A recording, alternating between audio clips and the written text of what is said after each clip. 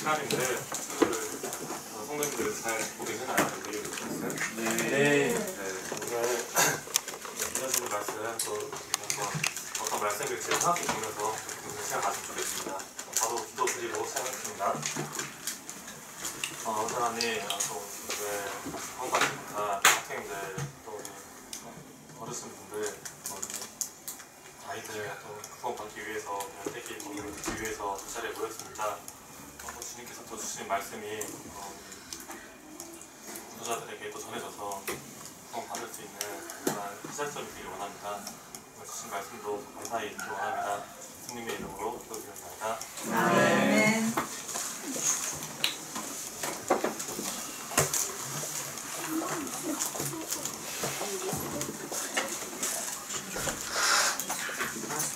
안녕하세요. 안녕하세요.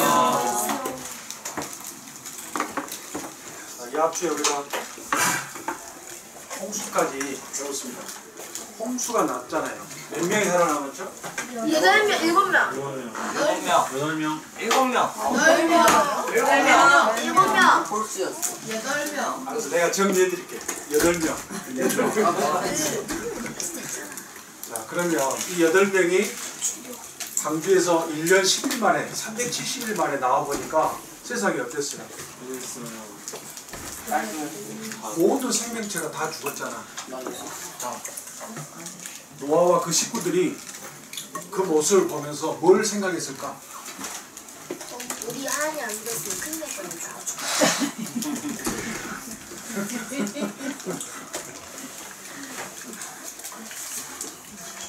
현준이 정도, 현준이는 어떤 생각이 들었을까?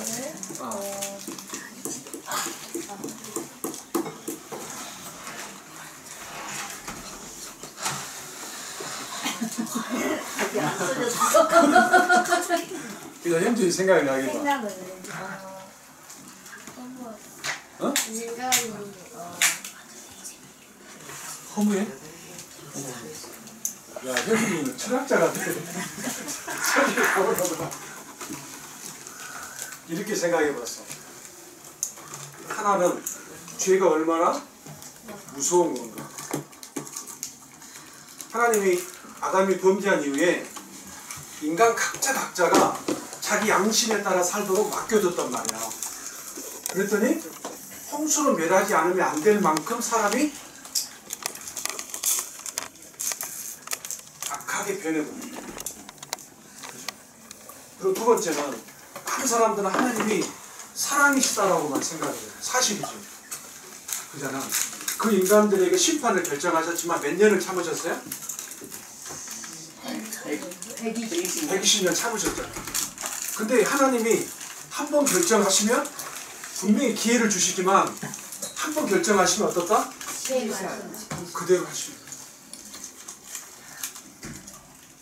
하나님이 결정하시면 말씀하시면 그대로 하시는 겁니다.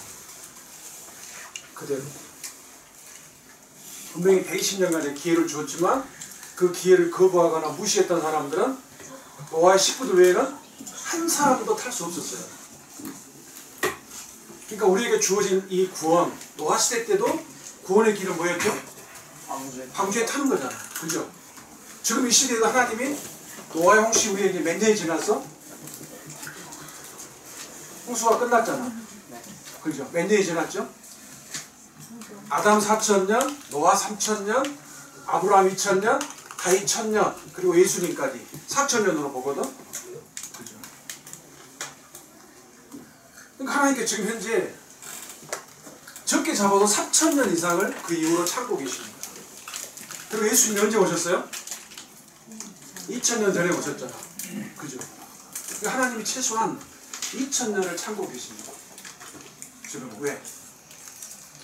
사람이 죽고 심판을 받고 한 번 지옥에 결정되잖아요. 그러면 들어가면 못 나옵니다. 지옥이 진짜 무서운 이유는 뭐냐면 한 번 들어가면 나올 수 없는 거야. 만약에 한 1,000명 정도 살다가 그 지옥에서 나올 수 있으면 희망이라도 있어요. 아니 한 2,000년 정도라도 살다가 나올 수만 있다면 희망이 있는 거야. 근데 지옥이 무서운 이유는 한 번 들어가면 영원히. 그 하나님이 2000년 동안 참으시는 거예요. 그리고 여러분들에게 기회를 주시는 거예요. 어떤 사람에게는 100살까지 살게 하셔서 100년 동안 기회를 주시는 거예요. 돌이킬 수 있게. 자, 그러면 홍수가 끝났어. 근데 홍수 이후에 사람들은 하나님을 어떻게 섬겼을까? 자, 하나님은 과연 하나님의 심판, 공의, 그리고 죄가 얼마나 무서운 것인가를 경험한 사람들이 이제 홍수 이후 사람들이잖아요. 그들이 정말 하나님을 경배하고 순종했을까? 우리는 모르잖아, 이때 당시를. 성경만 이걸 우리에게 가르쳐주고 있어요. 그래서 우리가 이 세계를 한번 들어가 봅시다. 오늘 어디로? 이 문을 열고 이 세계를 한번 들어가 보게요. 자, 홍수 이후에 노아의 가족이 이제 밖으로 나왔잖아. 제일 먼저 뭘 했을 것 같아요? 비둘기 날리기. 응? 비둘기 날리기. 비둘기 날리기. 잠깐. 현준이 제사.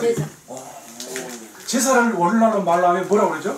예배. 예배. 우리가 방금 전에 뭐 하고 나왔어요? 예배. 예배 드리고. 자, 노아가 하나님께 읽어봅시다. 시작. 노아가 여호와께 제단을 쌓고 모든 정결한 짐승과 모든 정결한 식품에서 제물을 취하여 번제로 제단에 드렸다. 예물을 취해가지고 번제로 제단. 번제라고 하는 거는 예물 전부를 드리는 걸 말해요.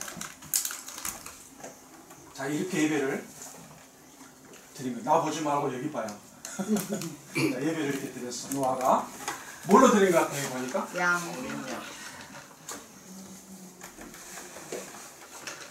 자, 오늘 우리가 이제 한자에 대해서 많이 생각할 건데 이게 무슨 자냐면 무슨 자 같아요?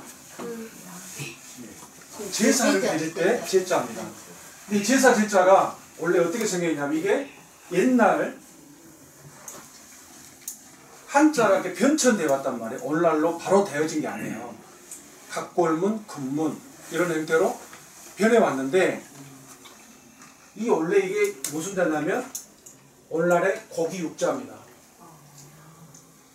고기육. 그러니까 예물이라는 말이에요. 그리고 이게 손숫자입니다. 손. 그리고 이게 제단을 말하는 거예요.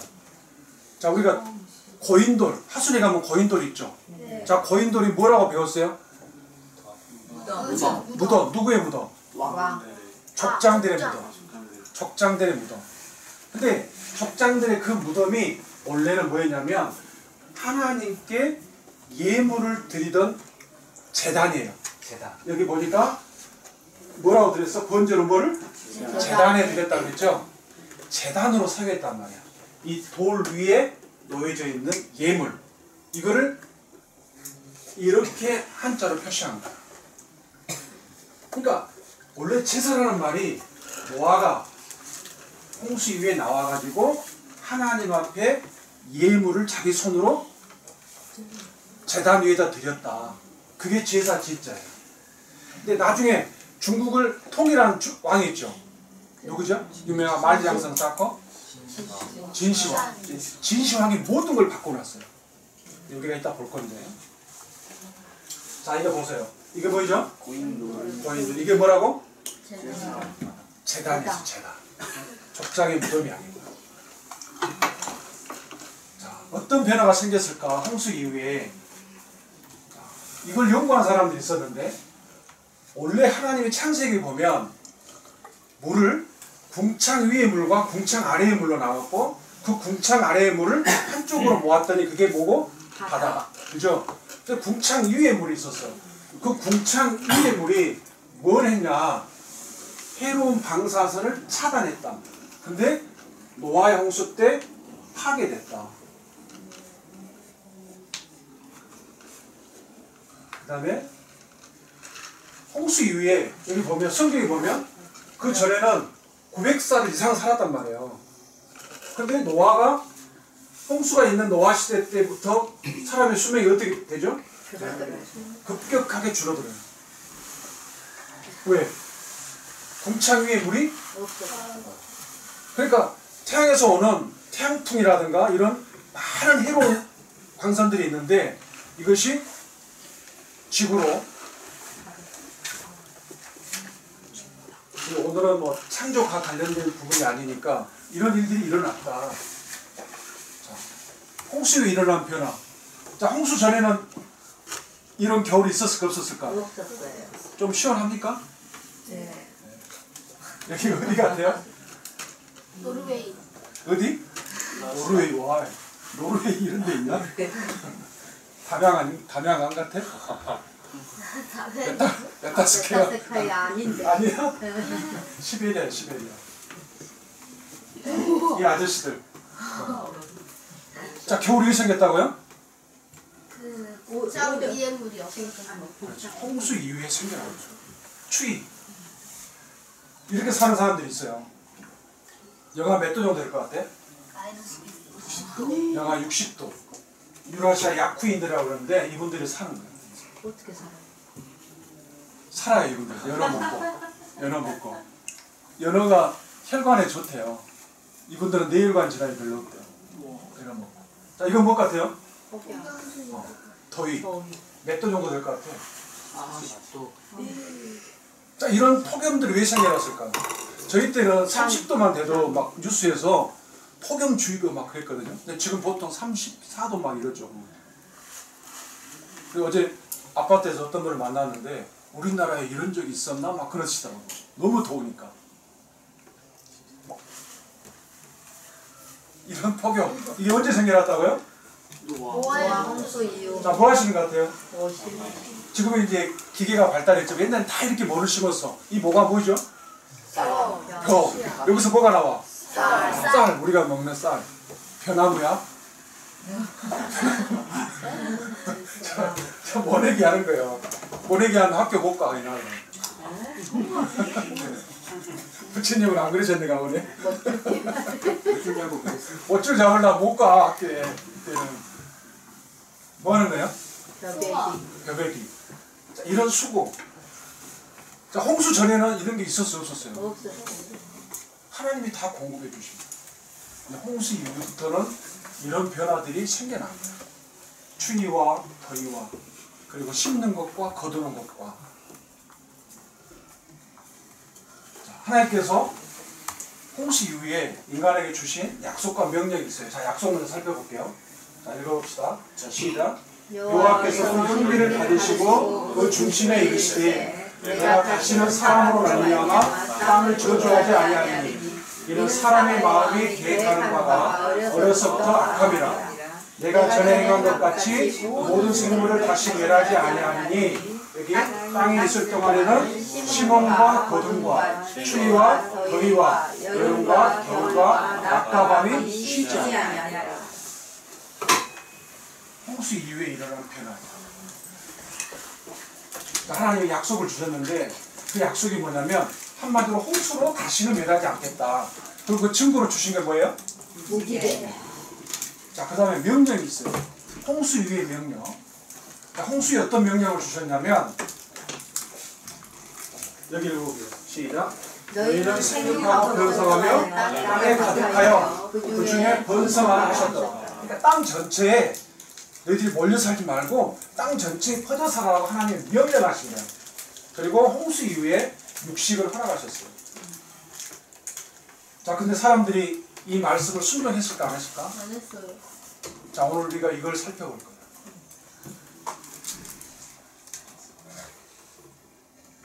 자, 한 가지 더. 이때 한 가지 하나님 허락하신 게 있는데 뭐냐면, 자, 보세요. 다른 사람이 만약에 피를 흘려. 그러면 홍수 이전에는 어떻게 했을까? 누군가가 자기 가족의 일원을 죽였어. 그럼 어떻게 했을까? 죽였어. 보복을 누가 해? 자기가 했어요. 근데 홍수 이후에는 보복을 직접 하면 돼요, 안 돼요? 안 돼요. 그럼 누가 해야 돼, 그러면? 홍수 이후에는 하나님이 뭘 허락하신 거냐면 정부, 국가를 허락하신 겁니다. 그러니까 홍수 전에는 사람들이 각자 자기 양심에 따라 사는 거야.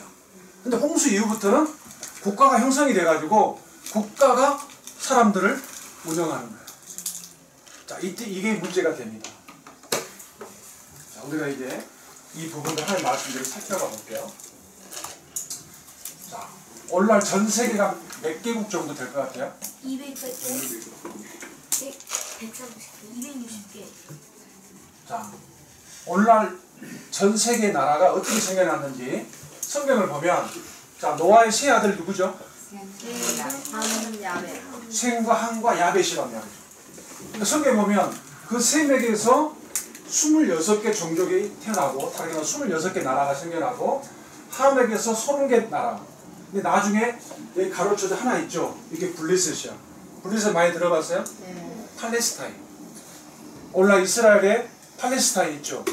이스라엘을 좀 공격하고 전쟁하고 있잖아. 그 나라가 여기서 생겨난 거예요. 가슬룸이라고 하는 사람에게서 블레셋이 태어났어요. 자, 그리고 이 야벳에게서 14개 종족이 태어났어. 그래서 이 종족이 총 몇 명이냐? 창세기 10장에 보니까 몇 명? 70명. 근데 놀라운 거는, 자, 읽어봅시다. 시작. 노아 자손의 족속들이요 홍수에 이르기에서 그 땅의 백성들이 나뉘었더라. 근데 이 70명이 하나님께서 이 70명이 나라가 되게 하신 거야. 나중에 모세가 이스라엘을 애굽에서 건져낼 때 뭐라고 이야기했냐면, 지극히 높으신 자가 민족들에게 기업을 주실 때, 그리고 인종을 나누실 때 이스라엘 자손의 수요대로 백성의 경계를 만들었다. 그러니까 각 나라의 경계가, 그리고 각 나라가 몇 개국으로 시작했냐면 70개국으로 시작했습니다. 그러면 이스라엘 백성이 애굽에 들어갈 때 몇 명이어야 돼요? 70명이어야 되지. 놀랍게도 창세기를 보니까 애굽에서 요셉이 낳은 아들이 2명이었죠. 그리고 야곱의 집사람들이 애굽에 이르렀잖아. 근데 모두 몇 명이었어요? 70명이었어요. 이 이야기를 하는 것은 우리가 지금 살고 있는 이게 노아의 8명으로부터 시작됐고, 지금 전 세계에 있는 모든 나라가 노아의 세 아들로부터 시작됐다고 하는 걸 지금 증명하려고 하는 거예요. 그러니까 이게 역사다. 그냥 성경이 꾸미는 이야기, 기독교의 종교 경전이 아니고 역사라고, 역사. 실제 있었던 그걸 보여주는 거예요. 자, 홍수 이후에 셈과 함과 야벳을 통해서 인구가 늘어났죠. 먼저 야벳을 한번 볼게요. 야벳이 몇 명을 낳았죠? 7명을 낳았어요. 그러면 이들에게서 정말로 인류가 퍼졌다면 이들에게 이름을 뭐라고 지었어요? 고멜, 마고, 마데, 야완, 두발, 메색, 드라스 이렇게 지었잖아요. 그러면 이들의 처음에 이름을 따서 마을을 또 내지는 나라를 만들었겠죠. 이런 지명이, 이런 인명이 나중에 지명으로 바뀌었는데 이것들이 오늘날도 남아있을 수 있겠죠. 그런 거예요. 자, 보세요. 예를 들면 사도 바울이 복음을 전하라고 할 때 마지막 가려고 계획했던 곳이 어디냐면 달시스예요. 근데 그 달시스가 오늘날 어디예요? 스페인입니다. 그리고 이 야완에게서 기띔이라고 하는 아들이 나왔는데, 이 기띔이 오늘날 어디냐면 키프로스. 이게 어디냐면 구브로예요. 사도행전을 보면 바나바의 고향이 어디죠? 구브로입니다. 지중해에 있는. 자, 이런 거죠. 자, 그래서 이 야벳 후손들이 어디로 갔냐? 야곱의 7의 후손들이 이 북쪽으로 간 거야. 이걸 원래 어디라고 그래요, 여기가? 유럽이에요, 유럽. 유럽으로. 그래서 이 고멜은 어디냐면 오늘날 독일입니다. 동독. 그리고 여기 보면 이 마데 있죠. 성경에 보면 바벨론을 무너뜨린 나라가 어디죠? 바벨론을 무너뜨린 사람.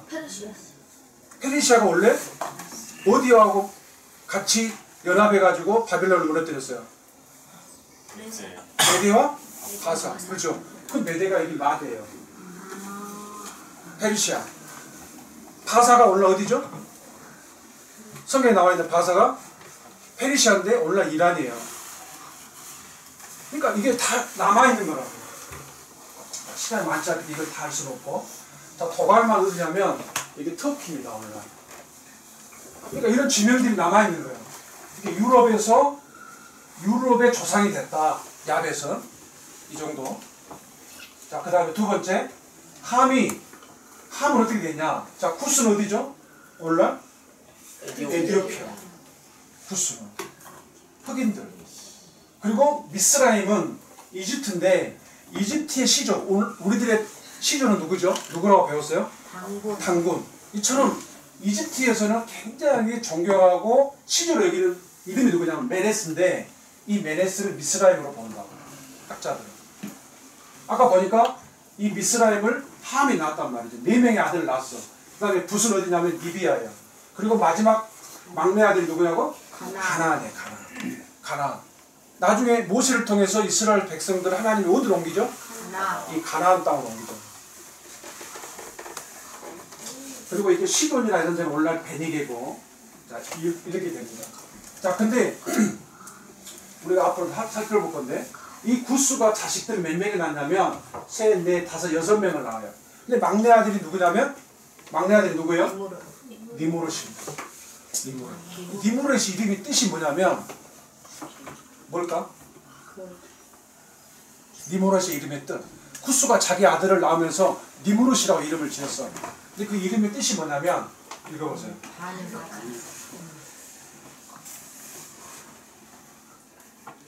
이 니무롯 때 실제로 반역이 일어납니다. 누구에 대해서?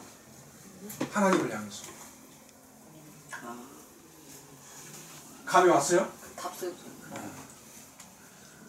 자, 나중에 모세가 이스라엘 백성들을 이끌고 가나안 땅에 들어가려고 그러죠.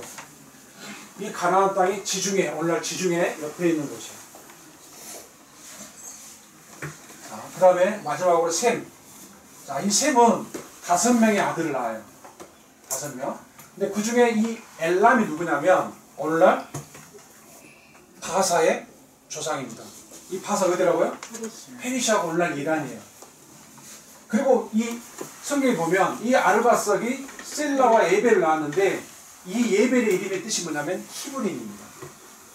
히브린. 그러니까 이 예벨이 낳은 자식이 누구냐면 벨렉이에요. 근데 성경에 보면 이 벨렉 때에 세상이 나렸다라고 나와 있어요. 무슨 말이냐면 이 벨렉을 낳을 때 무슨 일이 벌어졌을까? 바벨탑 사건이 일어납니다. 이때 하나님이 전 세계 사람을 이때 흩으신 거야. 세상을 나눴어. 그리고 이 벨렉이 나중에 성경에 보니까 누를 낳고 수룩을 낳고 나홀을 낳고 데라를 낳았는데 데라가 누구를 낳았을까? 아브라함을 낳았다. 이게 창세기 12장에 나오는 내용입니다. 자, 읽어볼게요. 계보. 그러면 이 계보를 어떻게 알았을까? 자, 보세요. 홍수의 노아가 몇 년을 더 살았죠? 350년. 여기 보니까 350년을 더 살았어요. 근데 350년을 더 살고 그러면 950세에 죽었잖아. 그러면 그때 자식들이 살아있죠. 그리고 어떻게 했을까? 노아가 죽을 때 자식들이 다 장례를 치르기 위해서 모였을 거 아니에요. 그때 가족들의 계보를 알게 된 거예요. 그래서 야벳과 함의 계보를 적은 거예요. 3대와 2대까지.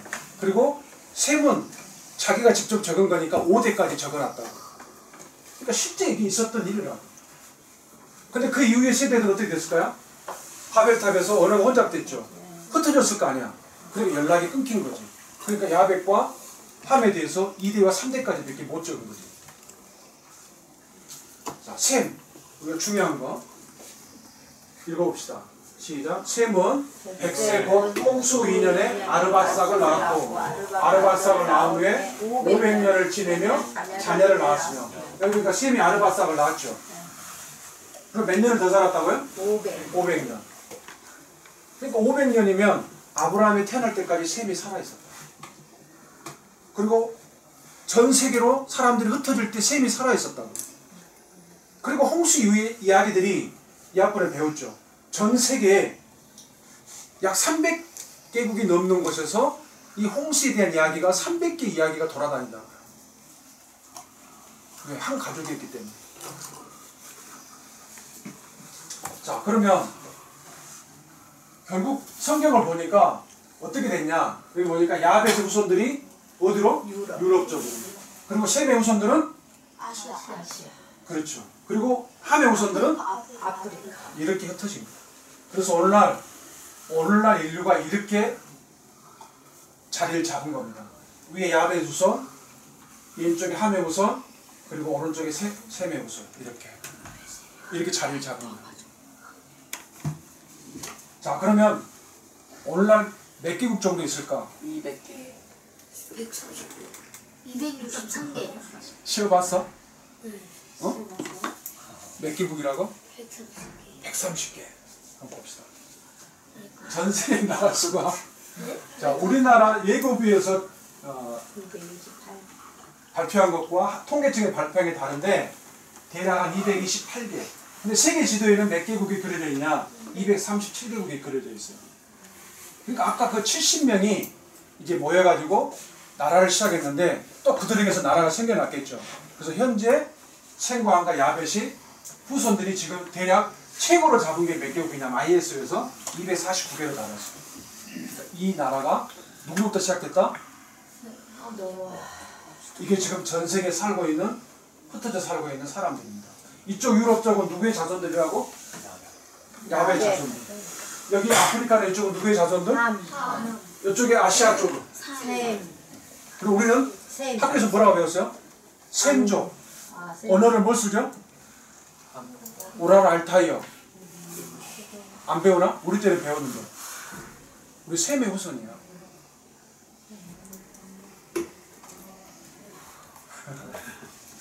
자, 이 사람이 누구냐면 누구 같아요?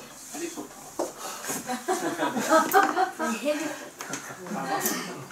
자, 윌리엄 F. 올브라이트라는 분이에요. 근데 이분이 뭐라고 이야기했냐면, 자, 이분이 이제 칠레 태생인데 미국 고고학자예요. 근데 성서 고고학에서 큰 공헌을 하고 아주 유명한 분입니다. 근데 이분이 하신 이야기, 이 책을 쓰신 분이에요. 여기 보니까 윌리엄 F. 올브라이트라고 써져 있죠.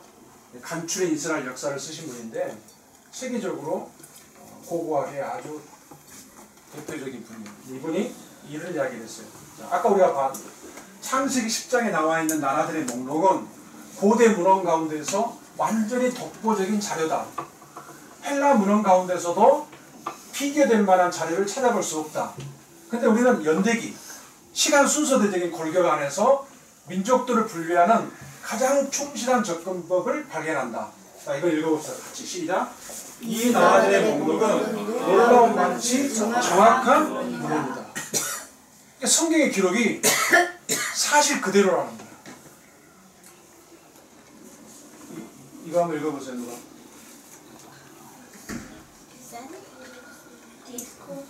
응? 맞아. 디스커버리. 이게 뭔 말이야? 발견하다. 이거는 최근에 발견된 성경의 땅들. 그러니까 우리가 믿고 있는 보고 있는 성경이 역사란 말이에요. 그리고 증명된 거예요.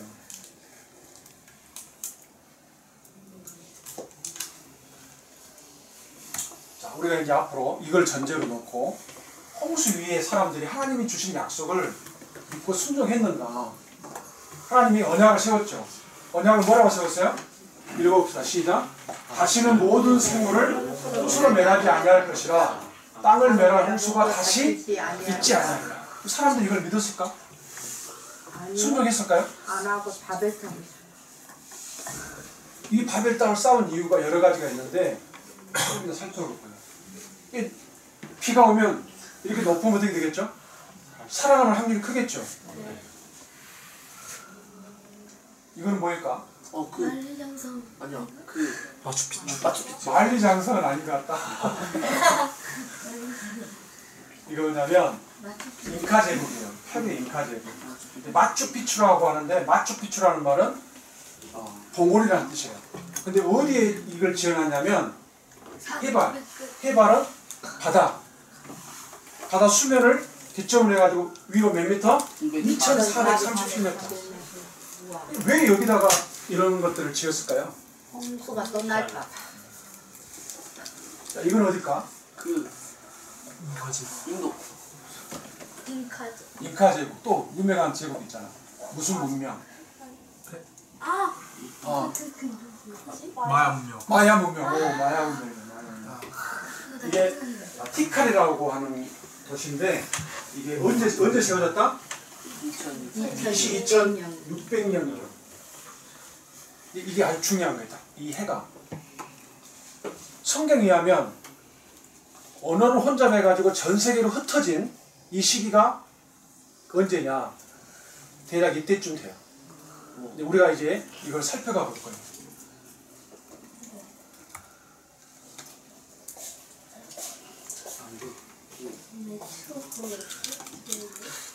설화가 아닌 실제 존재했던 건축물이라는 것은 계속해서 제기되었기 때문인데요. 실제로 이라크 등 메소포타미아 지역에서 발견되는 유적지 하나의 설화가 아닌 실제라는 주장도 오래전부터 이어지고 있죠. 그렇다면 바벨탑은 정말 존재했던 걸까요? 도시를 세우고 그 가운데 꼭대기가 하늘에 닿게 탑을 쌓아 우리의 이름을 날려 사방으로 흩어지지 않도록 하자. 바벨탑을 처음 세우도록 지시한 것은 노아의 대홍수 사건 이후 살아남은 이들의 첫 번째 왕 니무롯에 의해서였다고 알려져 있습니다. 대홍수로 인해 뿔뿔이 흩어지는 큰 혼란을 겪었던 이들이 또다시 신의 심판을 받을까 두려워 물에 잠기지 않을 만큼 높은 탑을 지으려 한 것인데요. 뿐만 아니라 건축의 의미에는 탑을 하늘에 닿을 만큼 높게 쌓는다면 천국에 가까워져 신과 동등한 위치에 설 수 있을 것이라는 믿음도 있었죠. 하지만 이들의 종교적 의미가 있다는 게 탑이 완공되지 못해 실현될 수 없었습니다. 하루아침에 인간들의 언어를 수십 가지로 나누어 혼란을 주었기 때문이라고 기록했는데요. 즉 공통의 언어를 사용하던 인간들이 갑자기 다른 언어를 사용하게 돼 의사소통이 되지 않아 바벨탑 건설이 중단되었다는 얘기였죠. 이후 공통의 언어를 잃은 사람들은 같은 언어를 사용하는 이들끼리 민족을 이뤄 흩어져 살기 시작했고 오늘날 인류가 다양한 언어를 사용하게 된 것이 이런 이유라는 겁니다. 그리스의 역사가 헤로도토스는 기원전 약 400년 자신의 저서에 재건된 바벨탑을 두 눈으로 직접 확인했다고 기록해놓았는데요. 그의 주장에 의하면 성경의 최초 바벨탑이 붕괴되고 약 1000년이 지난 후 당시 왕이었던 네부카드네자르 2세가 네부카드네자르가 누구예요? 그 크기와 방식이 최초 누부갓네살 설계도를 바탕으로 똑같이 재현했다며 상세한 기록이 남겨두었습니다. 탑은 아직도 여기에 있다. 그것은 가로 세로 높이가 180큐빗으로 꼭대기에는 89이면 50cm잖아요. 대략 90m. 있다. 그는 자신이 본 바벨탑을 이렇게 기록해두었는데요. 헤로도토스의 기록이 세상에 알려지자 학자들은 바벨탑을 찾기 위해 오랜 기간 탐사에 나섰습니다. 탑의 실제 여부를 판단할 만한 증거가 발견됐기 때문이죠. 1899년 고고학자 로베르트 콜드바이는 전설의 바벨탑을 찾기 위해 이라크에서 발굴을 진행합니다. 거길 고고학자예요? 그 발굴은 무려 13년간 이어졌고 콜드바이는 마침내 엄청난 성과를 이루게 되는데요. 지하 20m에 묻혀있던 이것을 많이 봤죠? 이때 발견된 성벽을 발굴한 것이었죠. 전설로만 여겨지던 바벨론을 현재로 불러낸 것이었습니다. 콜드바이는 이런 역사적인 발견에 바벨탑도 곧 찾을 수 있을 것이라 희망을 가졌지만 아무리 발굴을 진행해도 바벨탑의 흔적은 찾을 수 없었죠. 그러나 어느 날 콜드바이는 뜻밖의 광경을 보게 됩니다. 주민들이 땅속에서 벽돌을 채취해가는 것을 목격한 것인데요. 콜드바이는 그 모습에 심상치 않음을 느끼고 에탄의 양피라 불리는 털을 발굴하기 시작했습니다. 사람들이 여기에서 벽돌을 잡고 가져가다가 자기 집을 짓는 걸 보고 이곳이 바벨탑의 흔적일 수도 있다는 확신을 갖게 됩니다. 이 털의 너비가 91.5m로 헤로도토스가 저술한 크기와 불과 1.5m밖에 차이가 나지 않았기 때문이죠. 베레탑의 상세한 크기가 기록된 점토판이 발견된 것이었죠. 이 점토판은 종이가 없던 바빌론 시대의 교과서에 추정됩니다. 많지 않아서 여기에는 편집을 바벨탑의 해서 크기를 구하는 문제가 출제되어 있었고 밑면과 높이가 각각 91m라고 적혀 있었습니다. 콜드바이의 주장이 더욱 설득력을 얻게 된 것이었죠. 그리고 2010년대 바벨탑의 실제와 관련된 또 다른 소화가 나옵니다. 런던의 한 역사학자가 다큐멘터리를 통해 그는 석판에 그려진 인물을 네부카드네자르 2세로 추정했고 지구라트 형태를 한 건축물이 바벨탑인 것 같다고 설명했는데요. 실제로 석판을 자세히 보면 실축으로 구성된 석탑을 확인할 수가 있습니다. 문자들은 에펜라키, 지구라트, 카딩기라키라고 적혀 있었는데 맨 하단에 있는 카딩기라키는 수메러로 바벨루라고 읽는다고 합니다. 하늘과 땅의 기초가 되는 집이자 지구라트 바벨탑이라는 의미가 된다고 하니 과거 바벨탑이 존재했음을 확인할 수 있는 증거인 거예요.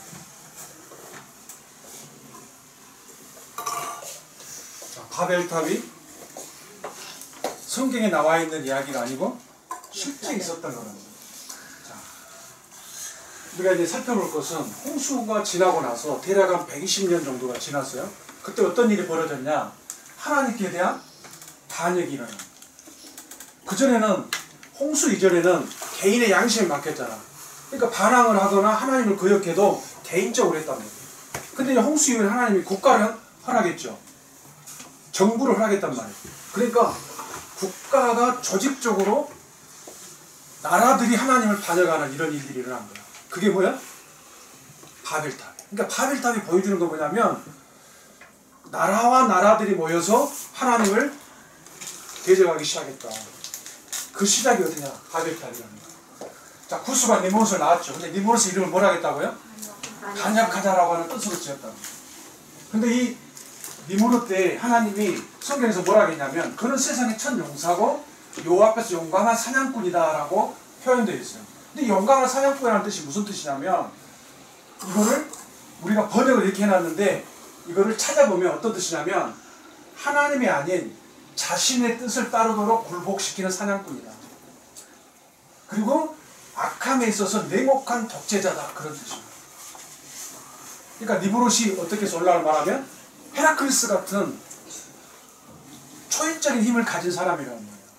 강력한 군주. 그리고 이때 당시에는 홍수 이후에 동물들이 어때요? 동물들이 크단 말이에요 지금. 그러면 그런 위협들이 있겠죠. 짐승들이 사람을 공격한단 말이에요. 홍수 이후에는. 그러니까 이것으로부터 사람들을 보호해주는 이런 역할들을 해요. 그러니까 사람들이 니므롯을 따르기 시작합니다. 근데 우리가 여기서 중요한 게 있어요. 니므롯이 죽고 나자 이 니므롯을 신격화시킵니다. 뭘로? 마르둑으로. 자, 바벨론의 주신의 이름이 뭐죠? 마르둑입니다. 그런데 그 마르둑의 이름, 의미가 뭐냐면 태양의 아들이라는 뜻이에요. 그리고 이 니므롯의 아내는 이름이 세미라고 있습니다. 누구라고? 셈이다. 이 니므롯이 사람들을 선동합니다. 그리고 선동해서 이렇게 말해요. 신할 평지를 만났는데 거기에서 여기 읽어볼게요. 시작. 또 말하되 자 성읍과 탑을 건설하고 탑 꼭대기를 하늘에 닿게 하여 우리 이름을 내고 온 지면에 흩어짐을 면하자. 하나님 아까 보니까 땅에 번성을 하겠죠.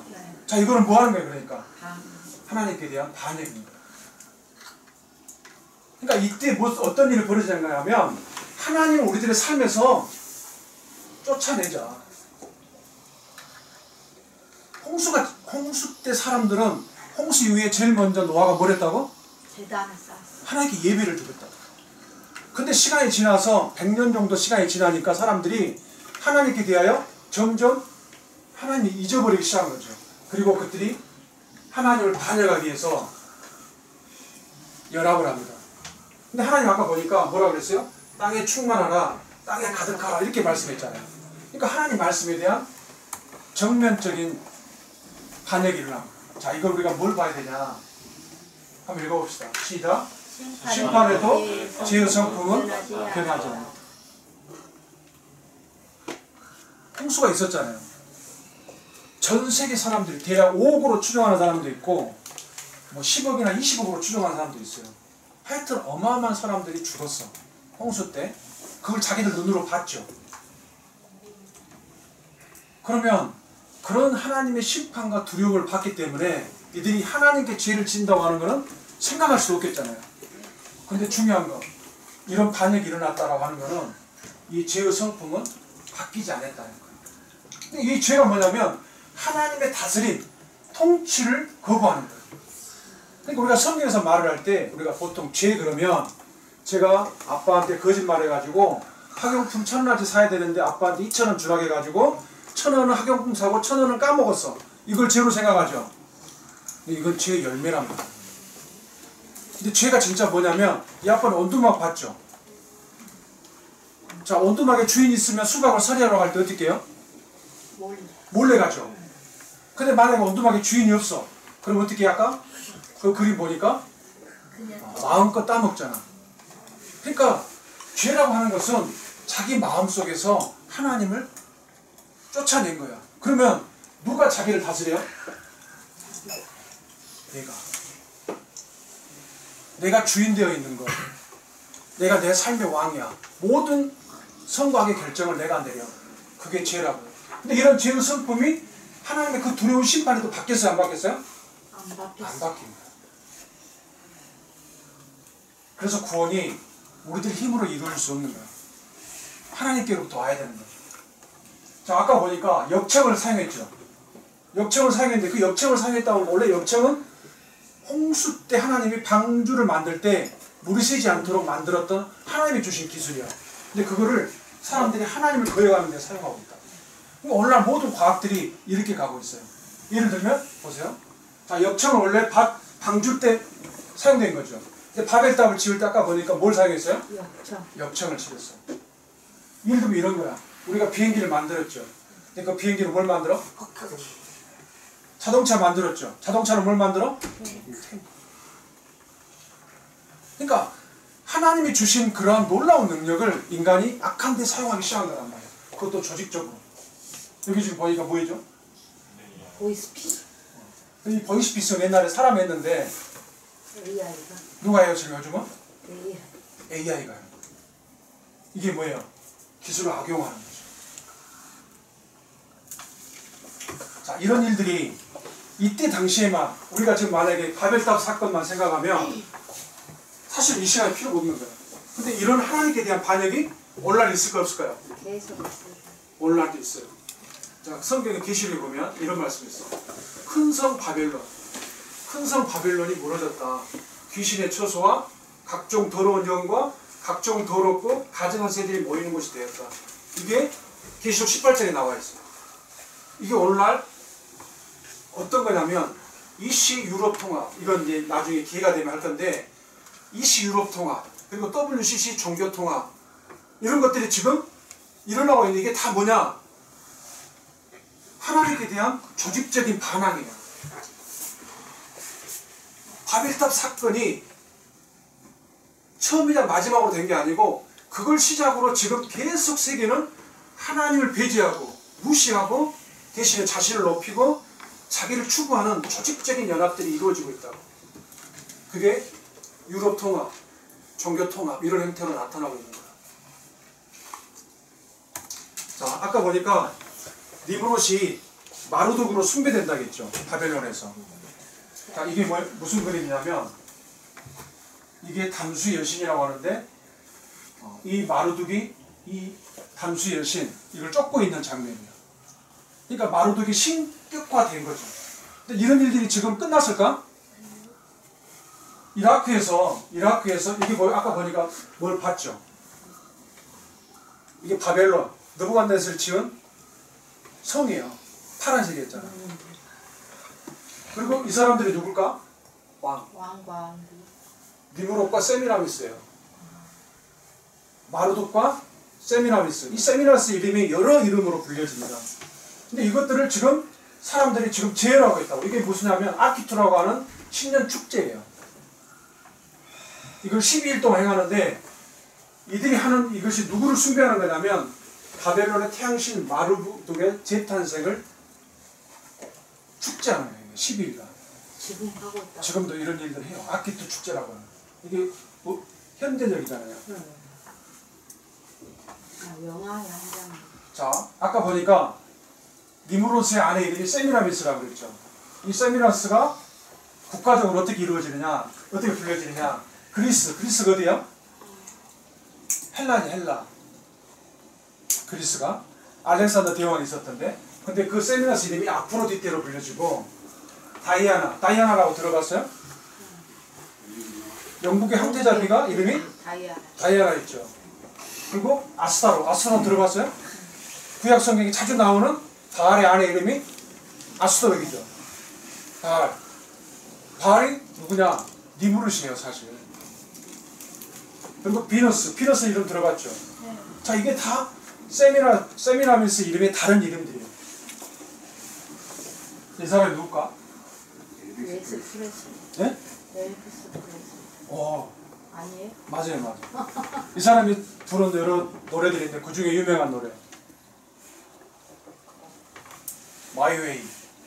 마이웨이 들어봤어요? 나의 길. 나의 길, 그거 뭐야?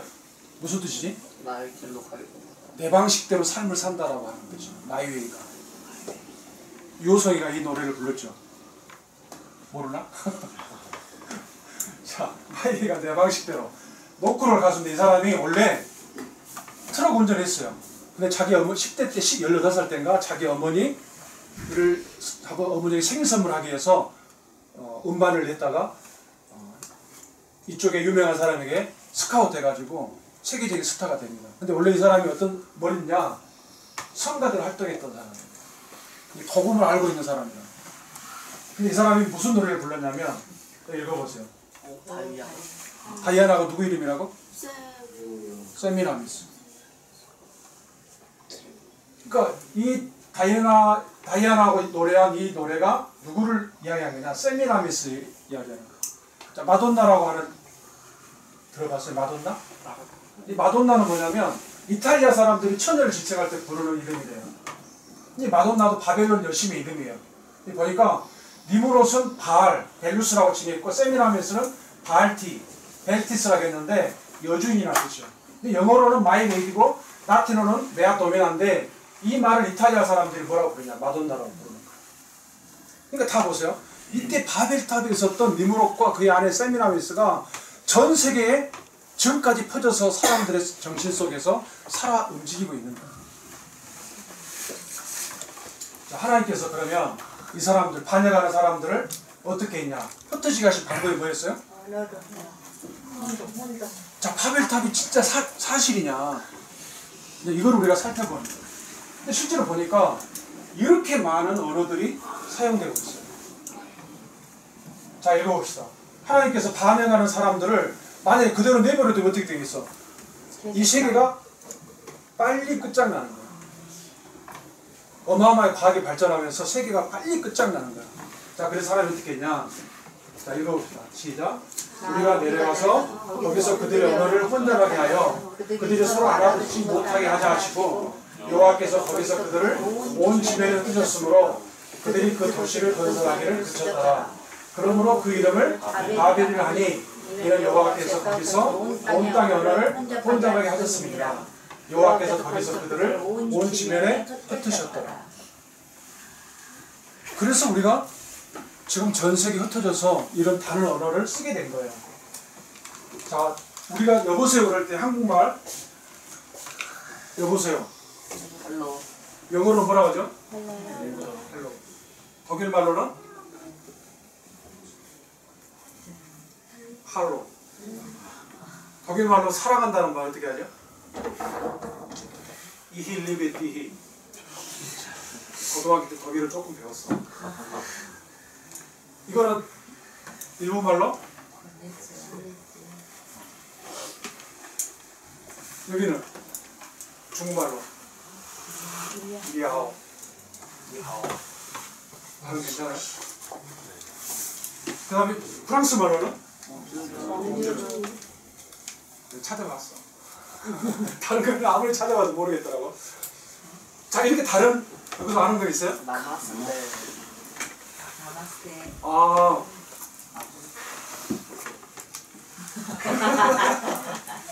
자, 이런 많은 언어들이 왜 생겨났다고요? 하나님이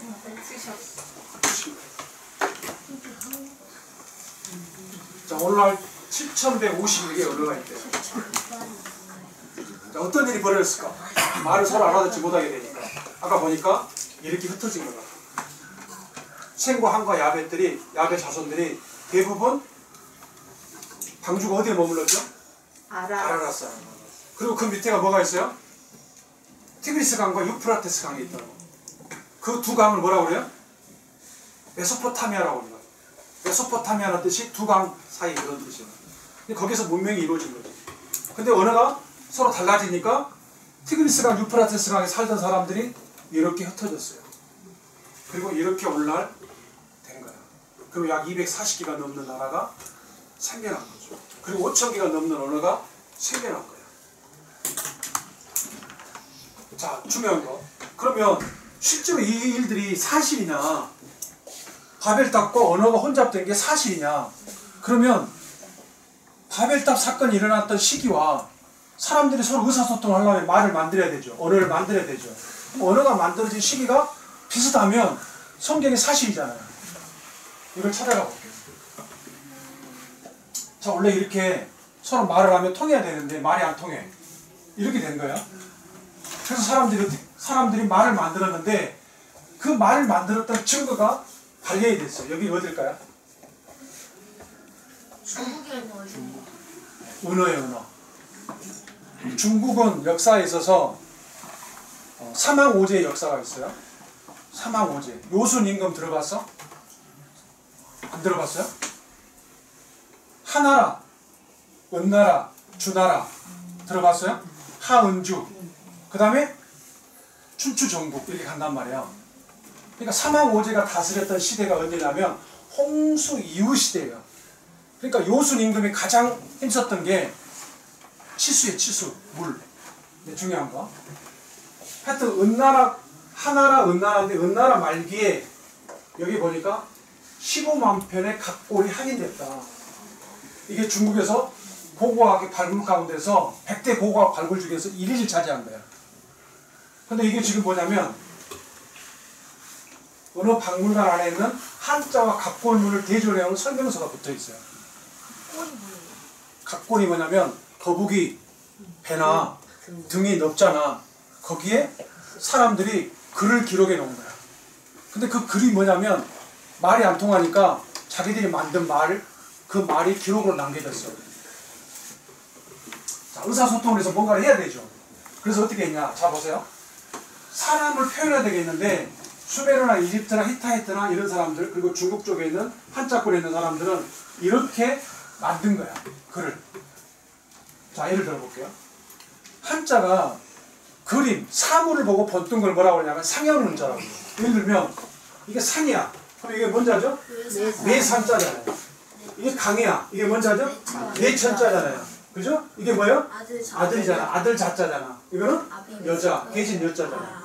이렇게 어떤 사물을 보고 처음에는 말을, 야, 이거를 상이라고 하자. 내상. 이렇게 자기들끼리 공용어를 만든 거야.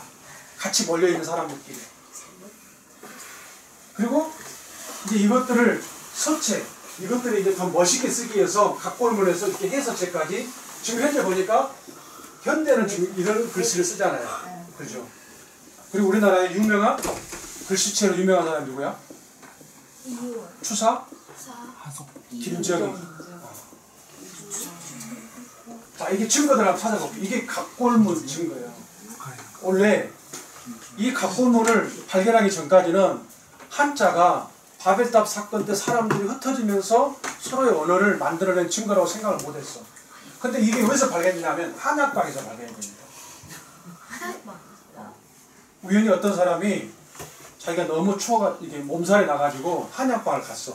근데 이 각골문을 보게 된 거예요. 근데 다른 사람들은 이걸 볼 때 이 각골문 해석을 못하니까 아무런 가치가 없는 걸 보이잖아요. 근데 이 사람은 이걸 볼 수 있는 눈이 있었기 때문에 이런 거북이 등에서 씌어진 이런 글씨를 보고 와, 이거 대단한 가치가 있다라고 연구를 한 거야. 근데 아까 보니까 중국의 100대 고고학 발굴 중에서 이게 1위를 차지한 거야. 자기 나라의 역사를 발견한 거잖아요. 그래서 이 각골문을 통해서 중국에는 은나라, 주나라, 진나라, 한나라, 호안 이렇게 있는데 이렇게 글씨가 변했다고 하는 사실들을 그들이 이제 알게 된 거죠. 그리고 이게 언제 출토가 됐냐? 1903년에 출토가 돼요. 어디서? 은어에서. 허난성에 있는 은어에서. 이 북경을 중국말로 뭐라 그래요? 베이징.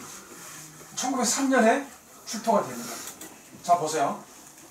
이건 제가 그린 게 아니고 인터넷. 이거는 김명현 박사님이 그린 건데 여러분들 도움이 될 것 같아서 제가 가져왔어요. 자, 보세요. 노아가 100세 때 셈을 낳았습니다. 그리고 홍수가 언제 일어났어요? 1560년 이때쯤 일어났어요. 그리고 아르바스락이 35세 때 셀라를 낳고 셀라가 30세 때 에벨을 낳고 에벨이 34세 때 벨렉을 낳았어. 근데 이 벨렉 때 세상이 나눠졌다고 그랬죠. 세상이 나눠졌어. 이때가 언제냐? 바벨탑 사건이야.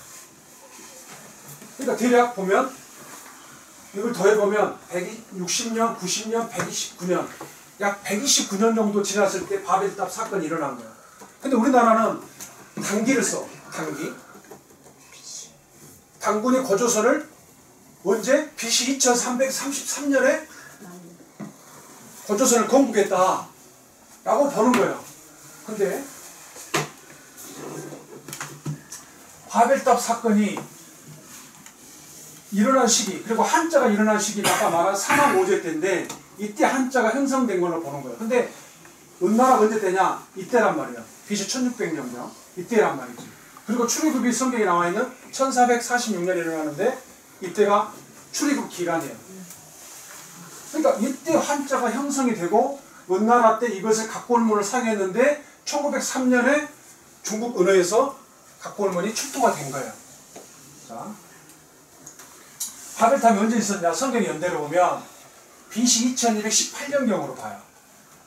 근데 한자가 언제 생겨났냐? BC 2500년경으로 봅니다. 그러니까 이 은어 때, 은나라 때 발견되고 보면 이미 한자가 형성이 된 거예요.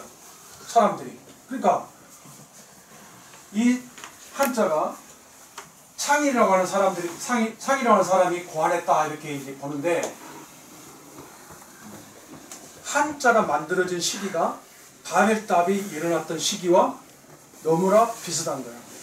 그리고 우리나라 당군이 고조선을 건국했다는 이 시기하고도 너무나 비슷한 거예요. 그러니까 바벨탑 사건이 실제 있었고 그리고 그때 이후로 사람들이 언어를 서로 의사소통하기 위해서 문자를 만들었다고 하는 것이 사실입니다. 자, 여기 보면 이게 뭐냐? 이게 뭐냐면 홍자의 집에서 홍자의 허브른 집 벽장에서 서경이라고 하는 책이 발견이 됩니다. 유교에서는 사서 상경을 이야기하죠. 그죠? 그 중에 서경이라고 하는 책이 있는데 이 서경이 뭐냐면 중국의 BC 2400년부터 BC 721년까지 요순 임금부터 하나라, 은나라, 주나라까지 여러 왕조들을 기록해 놓은 거예요. 근데 이때 중요한 게 뭐냐면 중국 사람들은 이 서경에서 뭐가 발견이 되냐면 하늘의 최고 통치자가 상제다.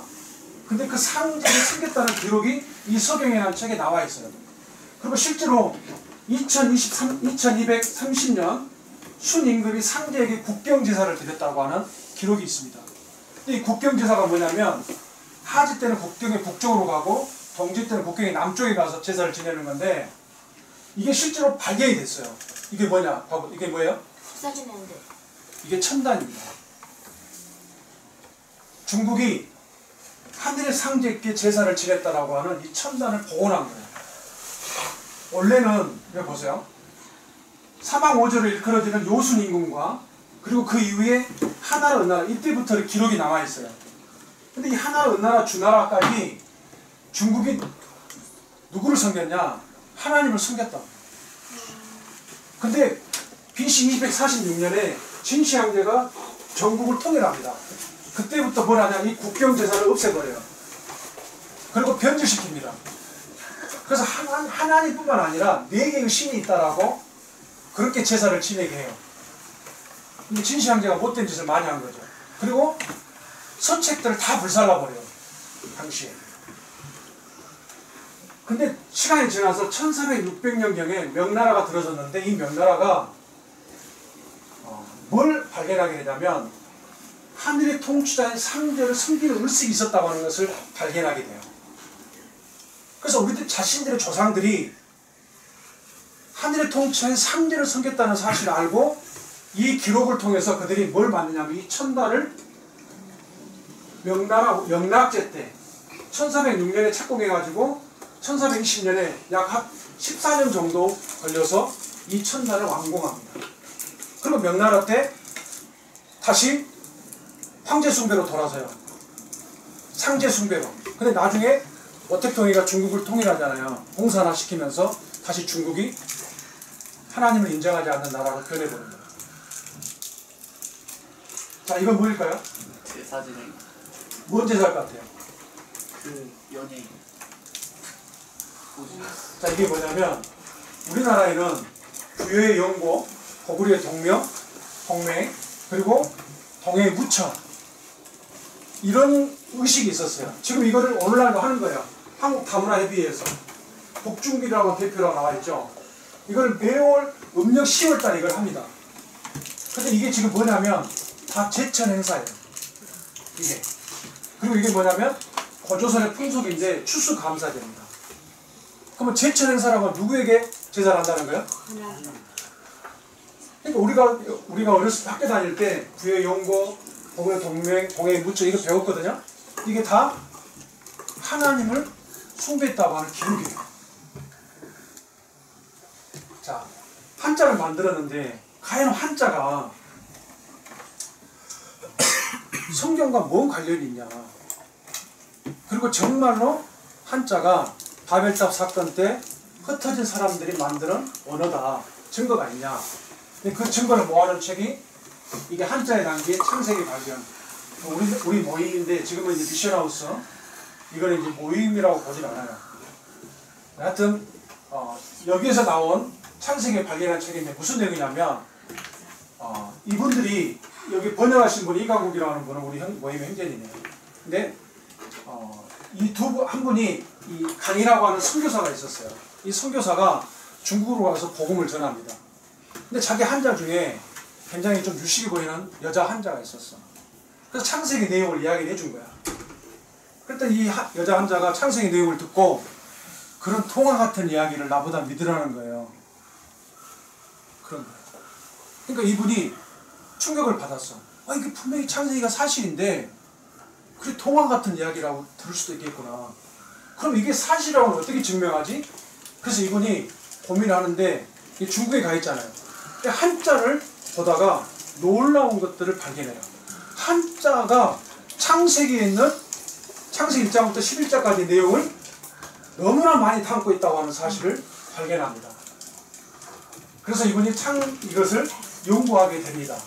연구 동기가 되는 건데, 자 보세요. 성경에 나와 있는 창조하다 할 때 창조할 때 이 조자를 쓰거든요. 근데 창조가 어떻게 되냐? 이렇게 분해할 수 있어요. 어떻게? 흑토, 이침, 입구. 이게 원래 터럭삼자입니다. 근데 이거를 모아놓으면 어떻게 되냐면 흙의 생명을 입에 불어넣었더니 걸어다니게 됐다 라고 하는 내용이에요. 그래서 이 앞을 한번 보여줬죠. 자, 여기 위에 이 생명이라고 하는 삐침이 없으면 뭐가 되죠? 죽음이라고 하는 뜻이 돼요. 근데 이 삐침이 있으면 뭐죠? 생명이라는 의미를 갖고 있는 이 삐침이 있으면 가구 오자가 됩니다. 중국 사람들이 이걸 어떻게 알았냐? 자, 성경에는 자 읽어볼게요. 시작. 여호와 하나님이 땅의 얼굴로 사람을 지으시고 생기를 극구에 불어넣으시니 사람이 생명이 되었다. 하나님이 흙으로 생명을 불어넣으셨어. 어디에? 입에.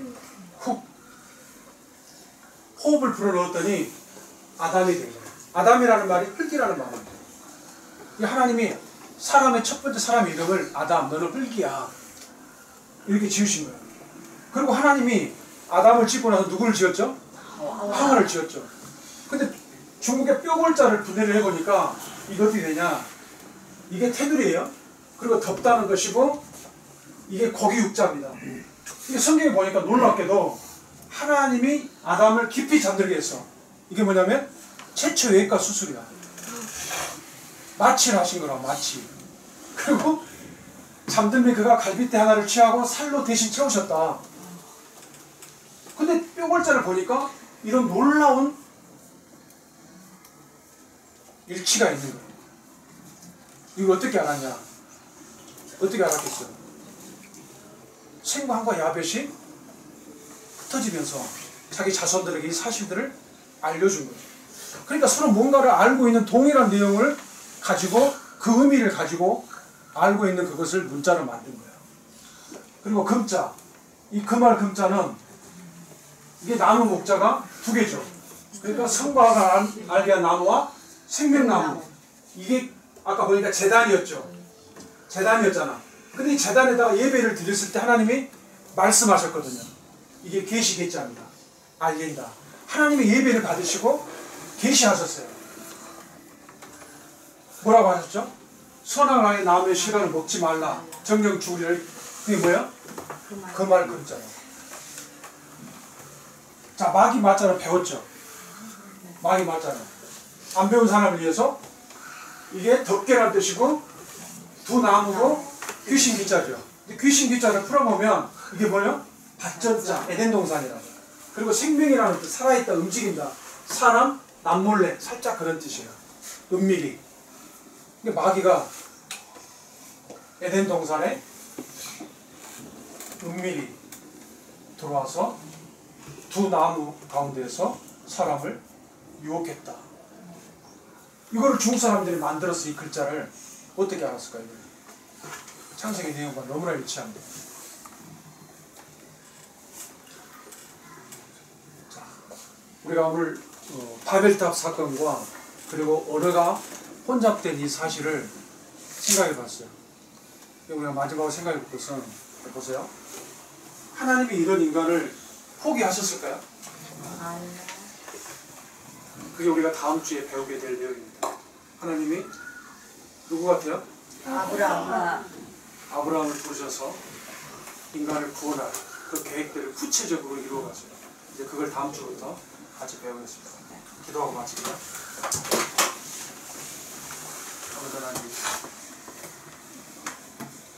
하나님이 행하시는 일들이고 또 사람이 하나님을 향하여 행했던 악한 것들을 알게 하시고 죄가 무엇인지 보게 하시고 그리하여 전 세계에 흩어져 있는 전 세계 국가와 또 서로 알아들을 수 없는 전 세계의 언어들을 생각하면서 인간들이 하나님을 향하여 반역의 길을 걸어왔다고 하는 사실들을 깨닫게 하시고 그러나 그러한 인간들을 하나님께서 포기하지 아니하시고 구원의 길을 마련했다고 하는 사실들을 발견하고 하나님께로 돌아오고 예수 그리스도를 받아들이는 놀라운 은혜가 있게 해주시옵소서.